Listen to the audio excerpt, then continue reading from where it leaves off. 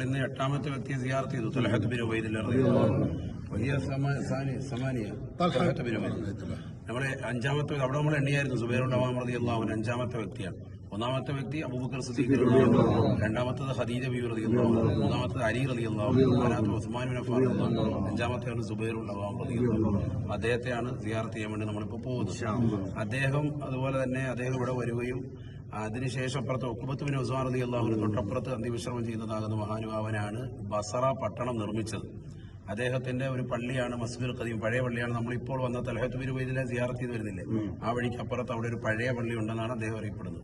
മനസ്സിലായില്ലേ? ഈ പള്ളിയല്ല, അവിടെ ആ പരിസരത്തുള്ള പഴയ പള്ളി, അതാണ് ഇസ്ലാമിലെ 2ാമത്തെ തന്നെ പള്ളിയായിട്ട് അറിയപ്പെടുന്നതാണെന്ന് അദ്ദേഹം പറയുന്നത്. 2ാമത്തെ പള്ളിയായിട്ട് അറിയപ്പെടുന്നത് ബഹുമാനപ്പെട്ട അബ്ദുല്ലാഹി ബിൻ അബ്ബാസ് റളിയല്ലാഹു അൻഹു ആദ്യമായിട്ട് അവിടെ ഇമാമത്ത് നിർവഹിച്ചു, അവിടെ പള്ളി ഉദ്ഘാടിക്കുകയും ചെയ്തത് എന്നാണ് അറിയപ്പെടുന്നത്. അതായത് ഉമർ ഇബ്നുൽ ഖത്താബ് കാലഘട്ടത്തിലാണ് അദ്ദേഹമാണ് ഇവിടെ ഈ ഇസ്ലാമിക ഭരണം കൊണ്ടുവന്നതും അന്ന് മുസ്ലിം ഭരണ പ്രവിശ്യയായിട്ട് ഈ നാടിനെ മാറ്റിമറിക്കുകയൊക്കെ ചെയ്യുന്നത് ഉമർ ഇബ്നുൽ ഖത്താബ് റളിയല്ലാഹു അൻഹു കാലഘട്ടത്തിലാണ്. ഇൻഷാ അല്ലാഹ് ചരിത്രം നമുക്ക് മക്കാമിൽ പറയാം.